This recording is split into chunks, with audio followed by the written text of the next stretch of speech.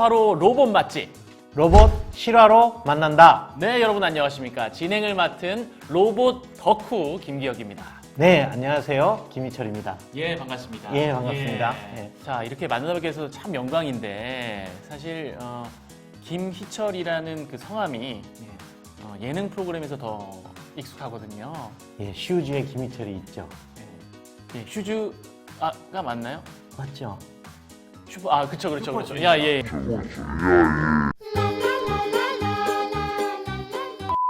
아는 형님으로 저는 또 이렇게 우주 대스타를 저희가 또 모시고 함께 이야기를 나눠보도록 하겠습니다. 일단 반갑습니다. 예, 감사합니다. 저도 정말 반갑습니다. 네. 예. 네, 교수님. 정말 요즘에는 주위를 보면 이 로봇이 인간의 일을 대신하는 모습을 쉽게 접할 수가 있는 것 같습니다. 그래서 저희 프로그램 제목이 로봇 실화로 만난다. 요거 아니겠습니까? 예, 맞습니다. 이제 더 이상 로봇은 그 상상만을 불러일으키는 그런 존재가 아니죠.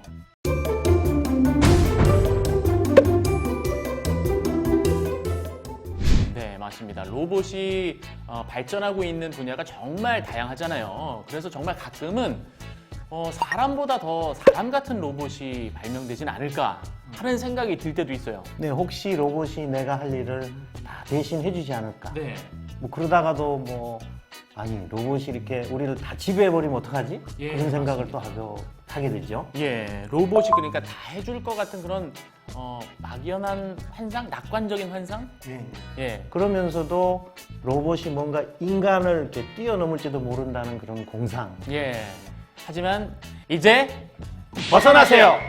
여러분 지금부터는 로봇의 가능성과 한계를 바로 알아야 합니다. 그래서 저희가 준비한 주제는요, 일상 속으로 다가오는 로봇입니다. 우리 김기혁 아나운서님께서는 네. 혹시 모라백의 역설이라고 들어보신 적 있나요? 모라백의 역설이요? 예. 처음 들어 어디 나오는 거죠?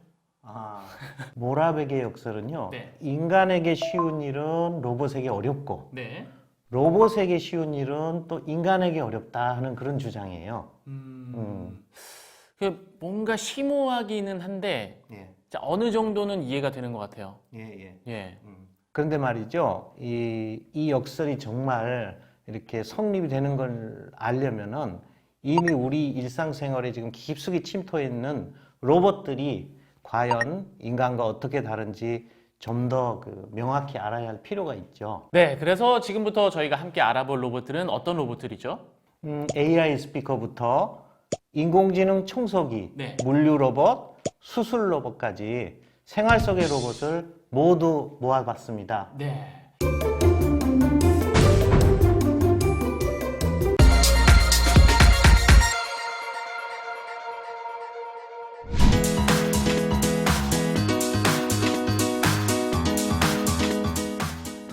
지난 2018년 IBM 전자부문 사장인 브루스 앤더슨은 이렇게 말을 했습니다. 2022년이면 당신의 집은 인공지능, 그러니까 AI의 치열한 전쟁터가 될 것이다. 이렇게 말을 했어요. 어떠세요? 교수님 이 말에 동의하시나요? 글쎄 제 생각에는 2022년까지 갈 것 없을 것 같고요. 네. 이미 로봇은 우리의 현실이 되었습니다. 그렇군요. 하긴 생각해보면요. 저희 집에도 이미 인공지능 스피커 있고요. 그리고 로봇 청소기 있고요. 그리고 뭐 스마트한 가전제품들 요즘 많이 있잖아요. 예. 우리의 집은 지금 명령만 이렇게 입력을 해두면은 네. 인공지능이 원하는 것들을 아침부터 저녁 늦게까지 알아서 척척척척 이렇게 다 모든 서비스가 진행되고 있거든요. 네. 그러니까 자동화가 되고 있다는 얘기인데 교수님, 인간의 생활을 편리하게 만들고 있고 또 똑똑하고 야무진 지능형 로봇들 어떤 것들이 있는지 한번 쭉 짚어주십시오. 네, 굉장히 많죠. 그래서 분야와 종류가 무궁무진한데요. 우선 집안 구조도 이해를 하고 방향과 그런 흡입력을 조절하는 그런 로봇 청소기가 네. 있고요.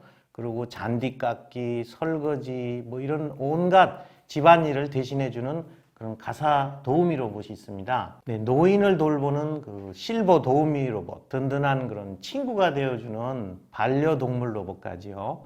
그래서 지능형 로봇들은 이제 스스로 익히고 선택하고 행동하는 그런 지능을 점점 갖춰가고 있습니다.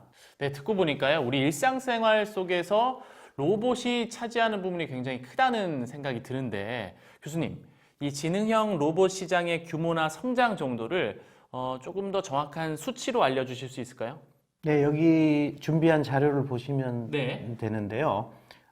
시장 조사 기관인 마켓앤마켓에 의하면 전 세계 지능형 로봇 시장은 2020년까지 연평균 19.2%로 성장해서 네. 그 규모가 780억 달러, 오. 한화로 85조까지 이를 전망이라고 와, 합니다. 정말 장난 아니네요. 예. 그러니까 지능형 로봇 시장은 앞으로 정말 이것보다 더 커진다는 거죠? 85조보다 더 커진다는 얘기잖아요. 그렇죠. 네. 그러니까 조만간 우리가 이제 전혀 예상하지 못했던 그런 분야에서조차도 로봇의 활약이 직접 눈으로 확인할 수 있을 정도가 될 겁니다.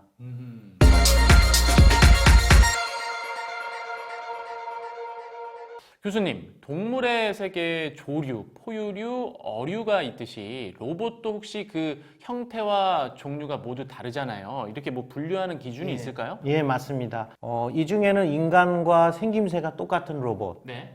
일명 휴머노이드 로봇이 있습니다. 한국 최초의 두 발로 걸을 수 있는 인간형 로봇 휴보와 일본의 아시모가 두 발로 움직이는 대표적인 휴머노이드 로봇 중 하나인데요. 그렇다면 휴머노이드 로봇은 정말 진짜 인간처럼 자유롭게 저처럼 움직일 수 있는 건가요? 그거는 영화에서는 이제 로봇들이 정말 인간처럼 참 너무도 잘 움직이는 것 같아요. 현실은 아직 그렇지 않은데요. 예. 그렇군요. 근데 왠지 교수님은 로봇처럼 움직이시는 것 같은 예, 약간 그런 느낌이 좀 있으시네요. 농담이야. 영화에서는 그 로봇들이 아주 잘 움직이는데 사실 현실과는 좀 거리가 있지요. 하지만 빠른 상업화를 위해 지금 이 시간에도 계속해서 발전을 거듭하고 있는 게 사실입니다. 네, 자료를 보시면요. 지난 2018년 5월 미국의 로봇 제조업체 보스턴 다이내믹스에서는 당사의 휴머노이드 로봇 아틀라스의 최신 버전을 공개해서 세계를 놀라게 한 바가 있었습니다. 여기 나오네요. 와, 점프도 하고 이거 뭐 뛰기까지 하는데요? 현재로선 가장 역동적인 움직임이 가능한 휴머노이드 로봇이라고 할 수 있죠. 아틀라스는 처음 개발 당시에는 한쪽 다리로 몸의 균형을 잡거나 천천히 걷는 정도에 불과했었는데요. 최근 버전의 아틀라스는 공중 제비돌기는 물론이고 가볍게 조깅까지 가능할 정도로 발전했습니다. 그렇다면요, 이 지능형 로봇과 휴머노이드, 현재 이들의 가장 큰 강점은 뭐라고 할 수 있나요? 그들은 그 인간의 행동을 가장 잘 모방할 수 있는 로봇인데요. 결국 궁극적으로 최종의 목표가 되는 것은 인간과 협력을 해서 여러 다양한 서비스를 제공하는 것이라 볼 수 있죠. 네.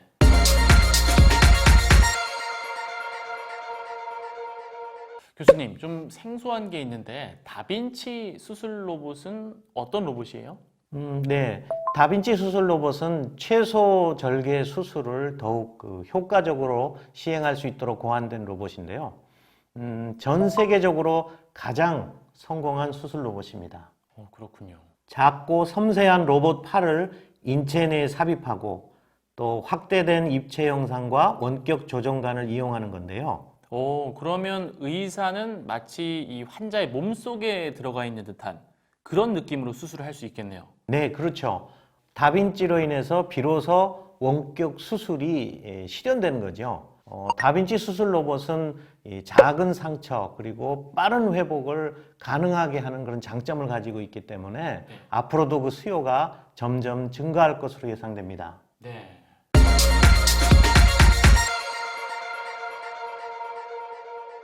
그렇다면 정말 그 로봇이 막 음식도 조리하고요. 막 앞치마 입고 희철 씨 음식 나왔습니다. 네. 이러면서 서빙하는 로봇도 있다는 거예요? 지금 안 믿겨지시죠? 예, 그렇죠. 근데 벌써 그런 식당이 이미 중국에 나왔는데요. 중국에서는 지금 한 20대가 넘는 그런 로봇이 조리부터 시작해서 예. 서빙까지 와. 쭉 담당하고 있다고 해요. 그래서 실제로 조리부터 서빙까지 해주기 때문에 시간이 단축되잖아요. 네. 그래서 이런 손님들의 만족도가 굉장히 높아지고 있는 상황이에요. 와, 실제로 존재를 한다는 거군요.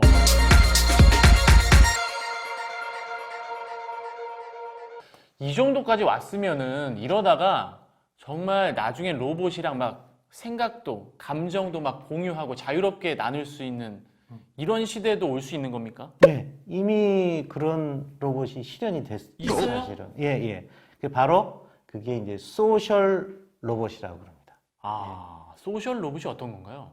로봇과 대화를 나누고 싶다라는 욕구를 느낀 인간들은 휴머노이드 로봇을 넘어 감정 교류가 가능한 소셜 로봇을 계속해서 발전해 왔습니다. 그 결과 집에서 진짜 가족처럼 네. 그렇게 감정을 나누고 대화를 할 수 있는 그런 가정용 소셜 로봇도 등장했습니다. 오, 그렇군요.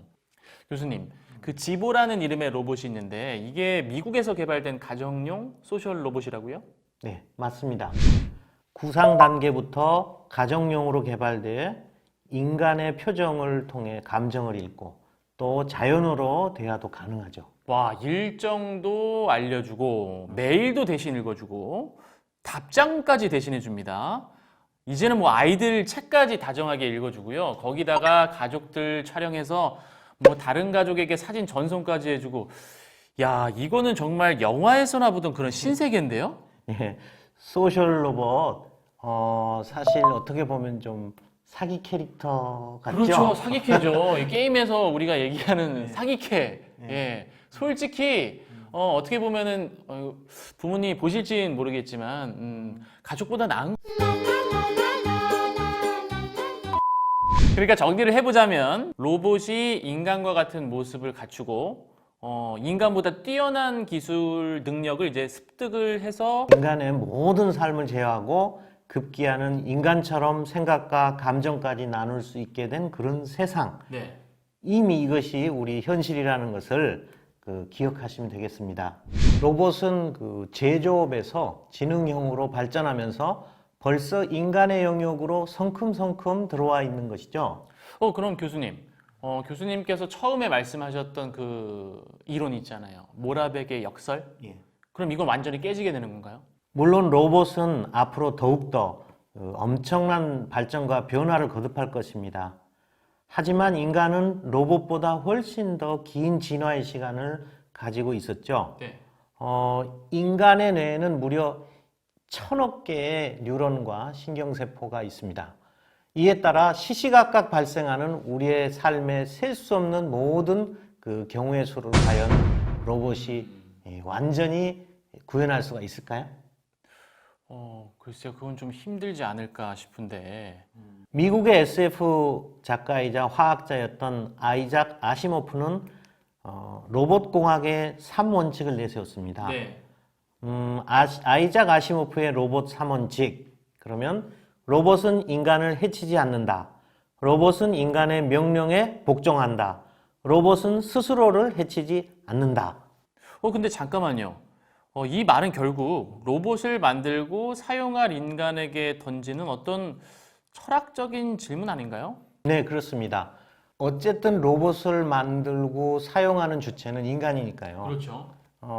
하지만 이러한 그런 원칙이 절대적인 법은 아니기 때문에 인공지능 로봇의 모든 어떤 문제를 다 해결할 수 있는 건 아닙니다. 네. 한 가지 분명한 건 로봇에게 어떤 역할을 또 어떤 임무까지 맡길 것인지는 온전히 인간에게 다 달려 있다는 거죠. 역시 교수님. 슈즈의 김희철보다 로봇 박사 김희철이 더 우주의 데스타입니다. 굉장히 멋있어 보이시네요.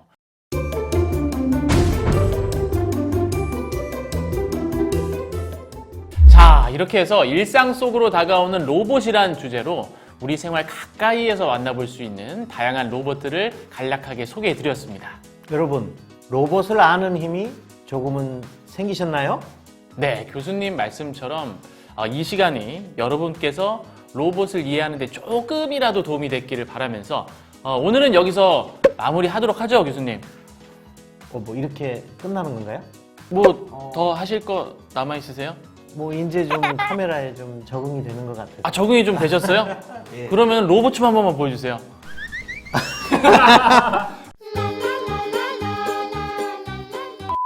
로봇을 아는 것이 힘이다. 로봇 실화로 만난다. 시청해 주셔서 감사합니다.